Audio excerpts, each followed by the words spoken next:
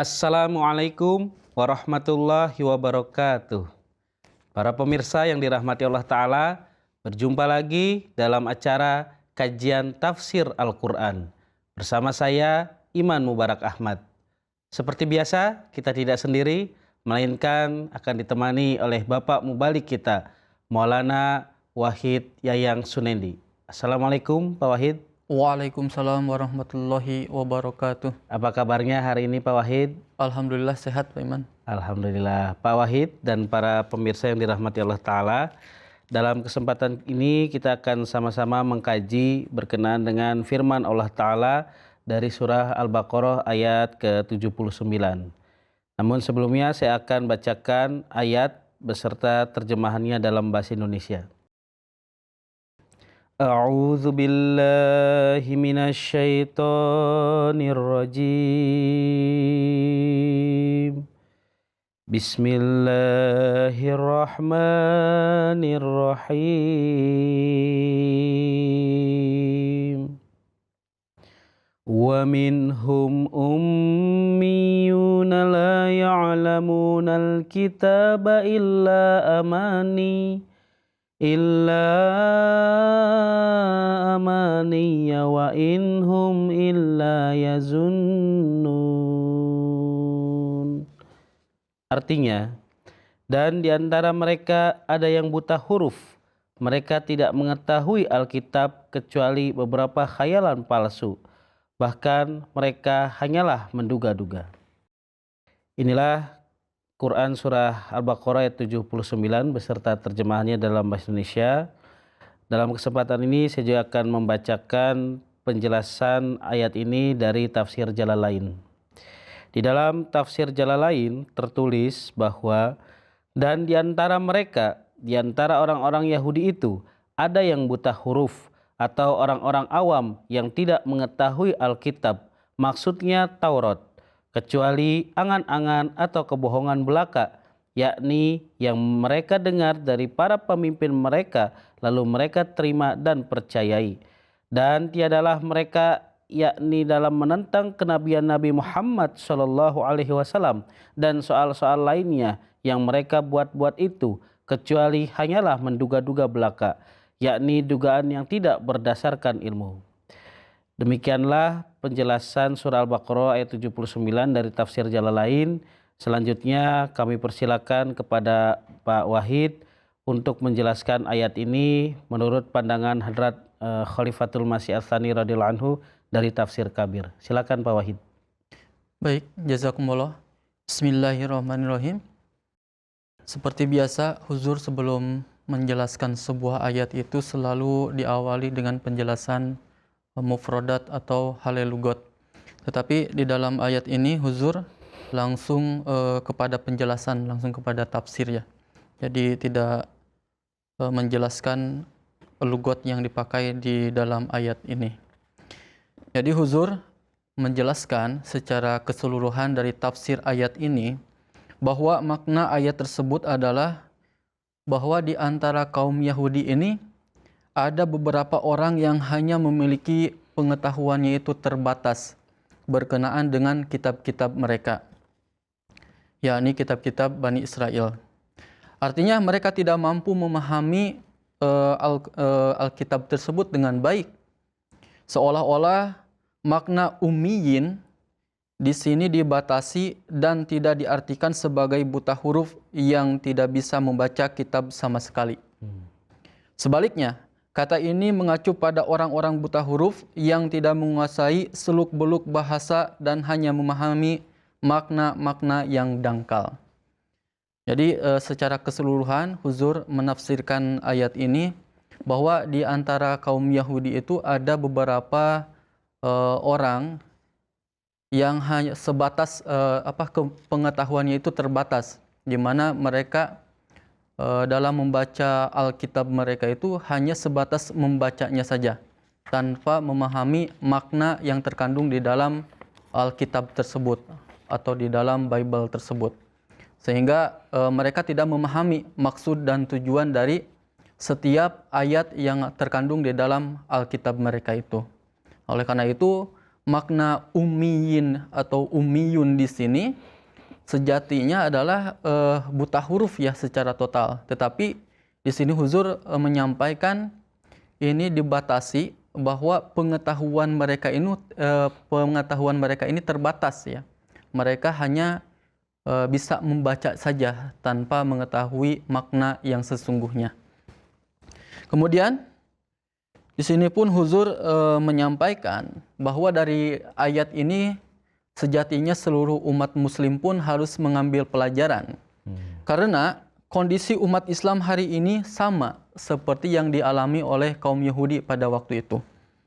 Kebanyakan umat Islam tidak memahami makna Al-Quran. Yang hanya memahaminya hanya memiliki pengetahuan yang terbatas. Mereka tidak memperhatikan, bahkan tidak mau memperhatikannya. Berbagai makna yang terkandung dalam kata-kata Al-Quran.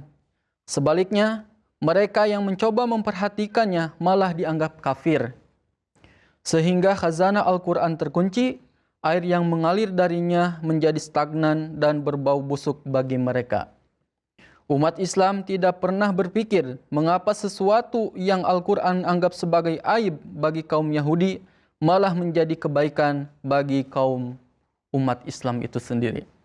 Nah, di sini Huzur pun menekankan ya kepada umat Muslim keseluruhan bahwa di sini Huzur menyampaikan ada persamaan antara umat Muslim yang sekarang dengan kaum Yahudi yang terdahulu, di mana banyak sekali umat Muslim sekarang pun dalam membaca Al-Quran itu mereka hanya membaca saja gitu, tanpa memahami arti dan tafsir ayat per ayat yang terkandung di dalam Alkitab atau Al-Quran itu sendiri.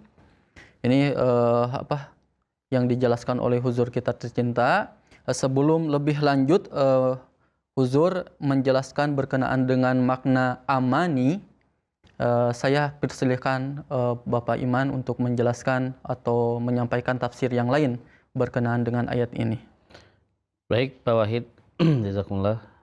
Dalam kesempatan ini saya juga akan mencoba menjelaskan ayat tersebut dari tafsir Ibnu Katsir, di mana di dalamnya Imam Ibnu Katsir menulis berkenaan dengan beberapa mufradat ya atau halil lugat berkenaan dengan ayat yang kita sedang bahas sekarang.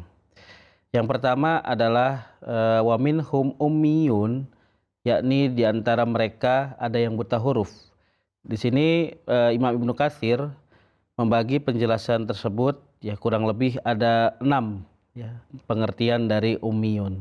Yang pertama bahwa dan di antara ahli kitab ya, mereka di sini ditujukan kepada ahli kitab ada yang buta huruf. Kemudian penjelasan yang kedua, al-ummiyun adalah bentuk jamak dari lafaz ummi yang artinya orang yang buta huruf. Selanjutnya yang ketiga, sebagaimana firman Allah Ta'ala di dalam Quran surah Al-Jumu'ah ayat 3, A'udzubillahi minasyaitonirrajim, huwallazi ba'atsa fil ummiyina rasulam minhum. Dialah yang telah membangkitkan di tengah-tengah bangsa yang ummi seorang rasul dari antara mereka.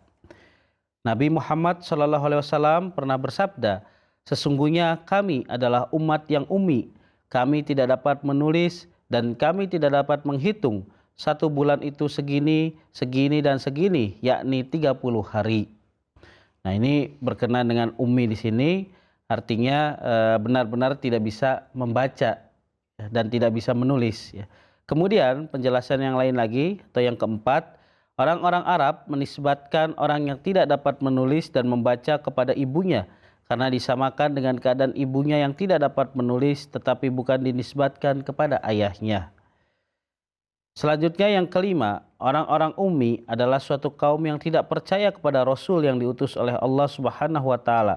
Tidak pula kepada kitab yang telah diturunkan oleh Allah Ta'ala. Kemudian mereka menulis suatu kitab dengan tangan mereka sendiri, lalu mereka katakan kepada orang-orang yang bodoh dari kalangan mereka bahwa kitab tersebut dari sisi Allah Ta'ala. Penjelasan yang keenam, mereka yakni orang-orang Yahudi tersebut menulis sebuah kitab dengan tangan mereka, tetapi setelah itu mereka disebut sebagai orang-orang yang ummi, karena keingkaran mereka kepada kitab-kitab Allah dan Rasul-Rasulnya. Nah, ini penjelasan yang selanjutnya ini bahwa bagaimana orang-orang ummi ini ya dinisbatkan kepada mereka yang menolak atau tidak percaya kepada Allah Ta'ala dan Rasulnya. Jadi tidak hanya sekedar tidak bisa membaca dan menulis ya, tetapi mereka senantiasa menolak, mengingkari kitab-kitab Allah Ta'ala dan Rasul-Rasulnya. Nah, takwil ini merupakan takwil yang berbeda dengan apa yang dikenal di dalam percakapan orang-orang Arab dan bahasanya yang telah baku di kalangan mereka.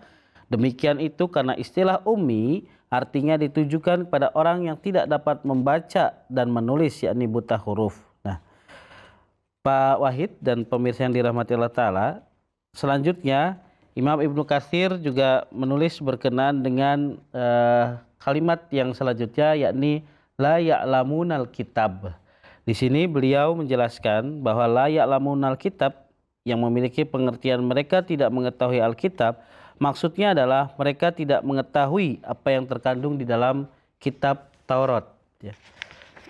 Dan penjelasan lebih lanjut, ini Imam Ibnu Katsir menulis berkenaan dengan illa amani, yang nanti juga akan dijelaskan oleh Pak Wahid ya dari pandangan khalifah kita tercinta. Nah, Imam Ibnu Katsir menulis berkenaan dengan illa amani, yakni kecuali beberapa khayalan palsu. Maksudnya adalah yang pertama, omongan-omongan belaka.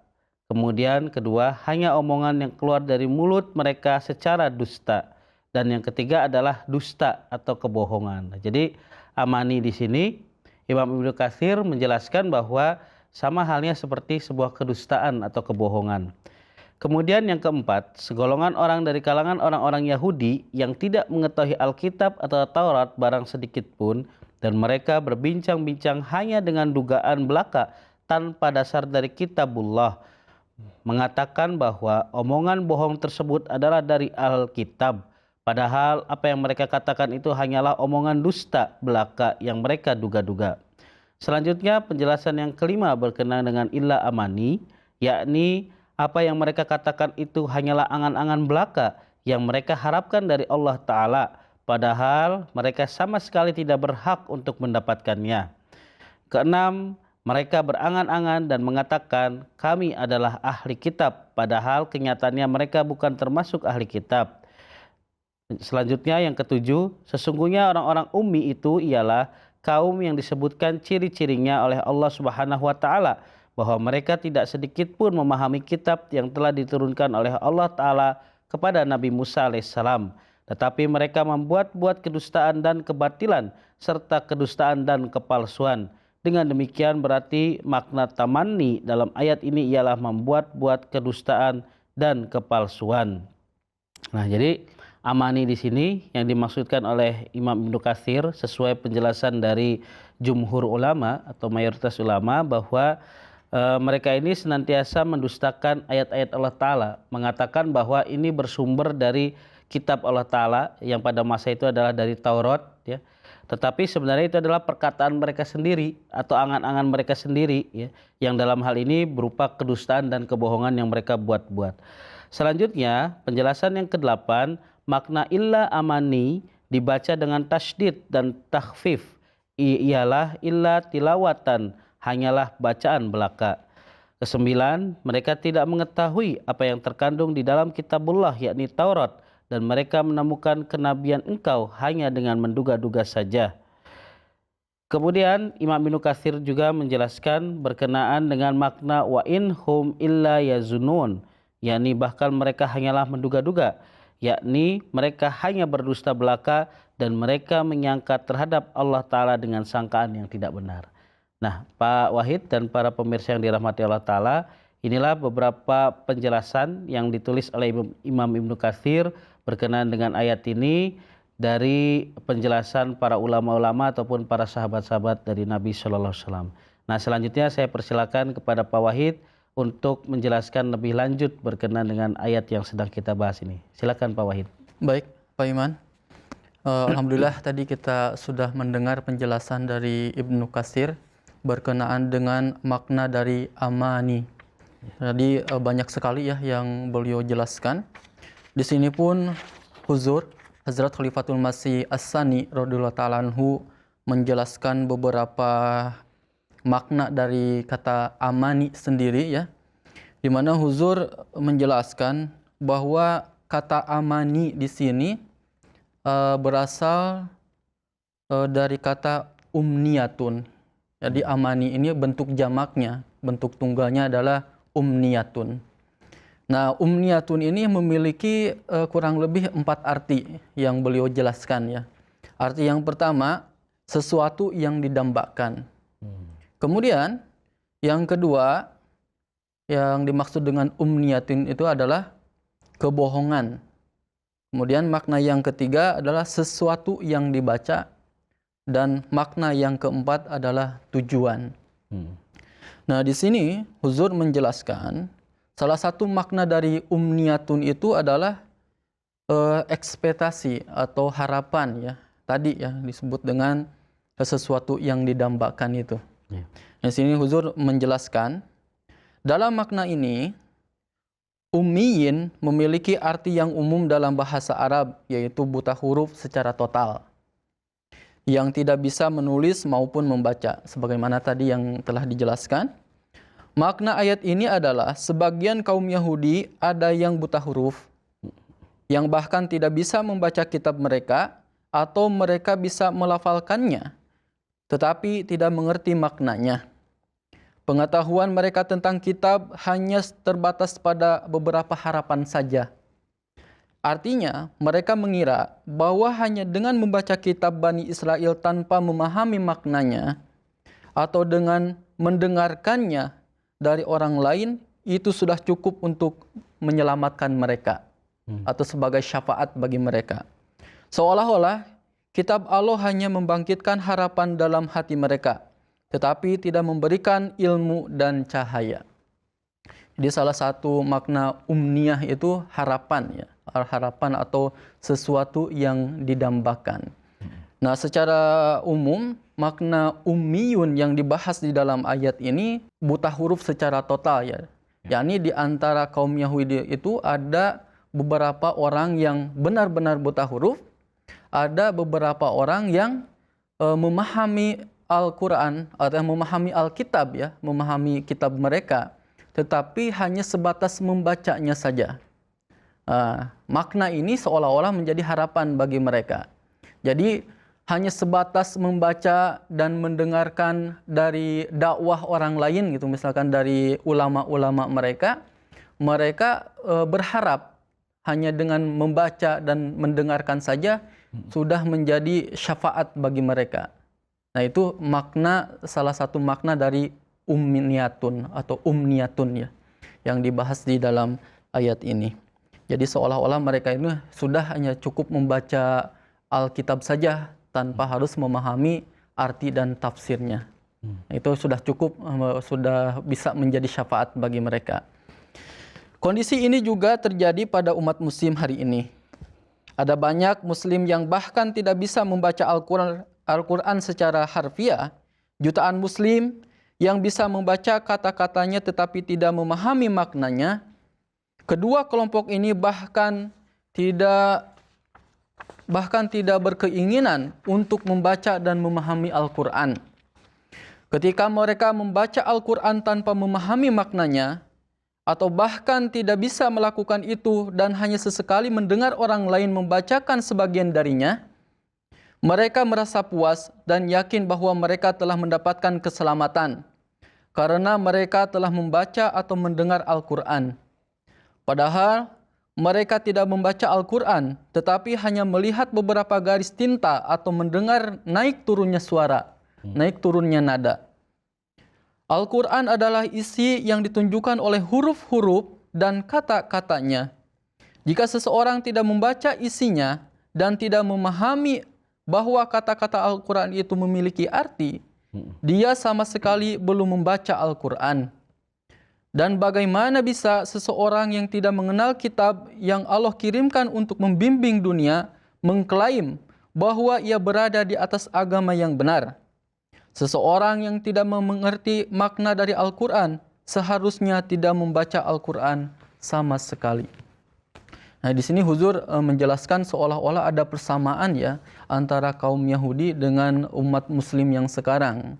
Di mana tadi dijelaskan di antara kaum umat Yahudi pun ada yang benar-benar buta huruf, ada yang benar-benar mereka membaca Alkitab mereka tetapi tidak memahami makna dan tafsirnya. Dan ini pun terjadi di antara umat muslim pada umumnya. Di mana beberapa di antara kita ya umat muslim yang hanya bisa membaca Al-Qur'an saja tanpa memahami makna dan tafsir ya. Sehingga kita bisa memahami makna yang terkandung di dalam setiap ayat. Bahkan di sini Huzur menyampaikan bahwa huruf per huruf, kata per kata di dalam Al-Quran itu tentunya memiliki arti. Dan tentunya setiap muslim yang membaca Al-Quran itu harus memahami arti dan tafsir dari Al-Quran tersebut. Karena sejatinya kitab yang dikirimkan oleh Allah Ta'ala ke bumi ini sejatinya untuk membimbing manusia ya. Sebagaimana di dalam surah Al-Baqarah ya, hudal lil muttaqin, bahwa Al-Quran itu adalah hudan atau petunjuk bagi orang-orang yang bertakwa. Nah tentunya petunjuk itu ketika membaca petunjuk itu tidak hanya membaca tadi ya, Huzur menjelaskan tidak hanya membaca garisan tinta-tinta yang tertulis di dalam Alkitab saja atau Al-Quran saja. Tentunya kita pun harus memahami makna dan tafsir yang terkandung di dalam Al-Quran tersebut. Sehingga makna hudalil muttaqin itu benar-benar terdapat di dalam Al-Quran itu sendiri. Kemudian Huzur lebih lanjut menjelaskan, tidak ada hal yang lebih buruk dari orang yang mengaku paham tentang Al-Quran. Jika makna Al-Quran tidak datang kepadanya, ia harus membaca Al-Quran dengan makna ini. Namun ia harus memiliki keinginan untuk mengetahui maknanya dan berusaha untuk mempelajarinya. Jika keinginan ini ada dan usaha semacam ini dilakukan, maka orang tersebut tidak akan dianggap buruk di hadapan Tuhan dan Rasul-Nya. Namun, jika usaha dan keinginan ini tidak ada, bagaimana mungkin orang tersebut bisa menyenangkan Allah hanya dengan harapannya saja? Tadi hanya membacanya saja, kemudian hanya mendengarkan dari beberapa ulama, kemudian kita berharap ada syafaat dari Al-Quran tersebut. Bukanlah demikian yang diharapkan. Kemudian makna yang kedua berkenaan dengan umniyah adalah kebohongan. Ya, kebohongan. Di sini Huzur menyampaikan, di antara kaum Yahudi ada orang yang buta huruf yang tidak memiliki pengetahuan tentang kitab, kecuali beberapa kebohongan. Ini berarti ada individu dalam suatu kaum yang tidak mengerti makna firman Allah. Tetapi mereka memiliki keinginan agar dunia berpikir bahwa mereka memahaminya. Artinya, mereka memiliki keinginan untuk disebut sebagai ulama yang meskipun mereka tidak memiliki pengetahuan berkenaan dengan hal itu. Allah Ta'ala berfirman, apa manfaat yang bisa mereka peroleh atau berikan kepada orang lain? Atau apakah mereka berhak menerima karunia ilahi? Mereka adalah musuh agama, karena mereka mencemarkan nama baik Al-Quran dengan menutupi ketidaktahuan mereka dengan nama Allah. Lalu mereka menyebarkan ketidaktahuan ini di antara orang-orang yang tidak bersalah dan menyesatkan mereka. Jadi makna umniyah di sini salah satunya adalah kebohongan. Tadi disampaikan bahwa di antara kaum Yahudi itu ada yang benar-benar buta huruf dan ada juga orang yang tidak memahami kitab mereka, tetapi mereka ingin dianggap bahwa mereka ini memahami kitab tersebut, sehingga pada akhirnya menyesatkan banyak orang. Nah ini pun terjadi ya di antara ulama Islam juga seperti itu. Ada beberapa golongan juga di antara mereka yang tidak memahami ayat-ayat Al-Quran, tetapi mereka berusaha supaya dunia ini memahami bahwa mereka ini adalah ahli Quran. Sehingga banyak orang yang tersesat akan hal itu. Jadi salah satu makna umniyah itu adalah kebohongan.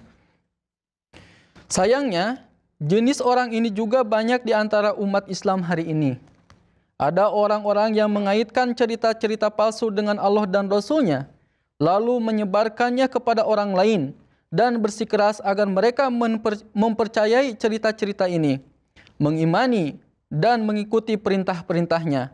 Dan ada juga yang hanya memiliki pengetahuan dasar tentang bahasa Arab, tetapi tidak memiliki kemampuan untuk memahami seluk-beluknya. Dengan pengetahuan yang tidak sempurna tentang Al-Quran, mereka menyesatkan diri mereka sendiri dan juga orang lain. Ada juga yang bisa membaca Al-Quran secara harfiah, tetapi mencoba untuk mengintimidasi orang-orang yang tidak bisa membaca dengan mengatakan bahwa mereka adalah pakar dalam ilmu Al-Quran. Orang-orang inilah yang merusak pondasi Islam. Jika saja orang-orang yang berusaha membaca dan memahami Al-Quran merenungkan maknanya dengan benar dan tidak mengungkit atau tidak mengikuti kebohongan serta harapan yang keliru, Islam tidak akan mengalami hari-hari yang membuat setiap Muslim yang tulus merasa sedih pada hari ini. Jadi di sini pun terjadi ya di antara kaum Islam sendiri, di mana ada beberapa ulama juga yang tidak mengerti makna Al-Quran, tetapi mereka berusaha supaya dunia pun mengakui bahwa mereka ini adalah ahli Al-Quran dan menyebarkan paham-paham mereka berkenaan dengan Al-Quran kepada orang-orang yang awam, sehingga orang-orang yang awam ini tersesat atas perbuatan mereka. Nah, inilah yang disampaikan oleh Huzur berkenaan dengan makna umniyah, yakni tadi kebohongan ya salah satunya. Sekarang berlanjut kepada potongan ayat wa inhum illa yadhunnun. Nah, di sini Huzur menjelaskan bahwa semua jenis orang yang telah disebutkan di atas hanyalah berspekulasi atau hanyalah berangan-angan dan tidak memiliki pengetahuan.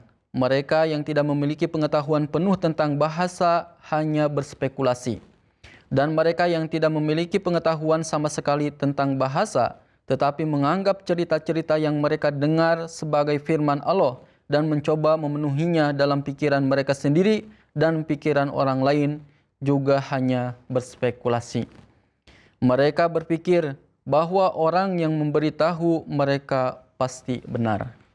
Jadi wa inhum illa yadunun itu hanyalah tadi ya, semua yang dijelaskan di atas berkenaan dengan kaum Yahudi maupun kaum Muslim pada umumnya, ketika mereka mencampur adukan pemikiran mereka, walaupun mereka tidak memahami Alkitab maupun Al-Quran sendiri, tetapi mencampur adukan pemahaman mereka dengan firman-firman Allah Ta'ala yang terdapat di dalam Alkitab maupun Al-Quran itu sendiri.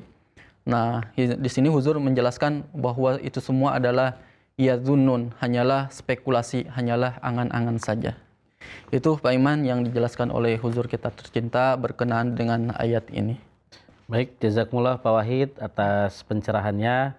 Nah, dikarenakan waktu yang membatasi kita, jadi kita cukupkan sampai di sini kajian tafsir Al-Quran kita hari ini. Jazakumullah Pak Wahid, terima kasih banyak. Baik, para pemirsa yang dirahmati Allah Ta'ala, demikianlah kajian tafsir Al-Quran kita pada kesempatan yang penuh berkah ini. Semoga Allah Ta'ala senantiasa memberkahi kita semua. Jazakumullah ahsanal jaza. Wassalamualaikum warahmatullahi wabarakatuh. Waalaikumsalam warahmatullahi wabarakatuh.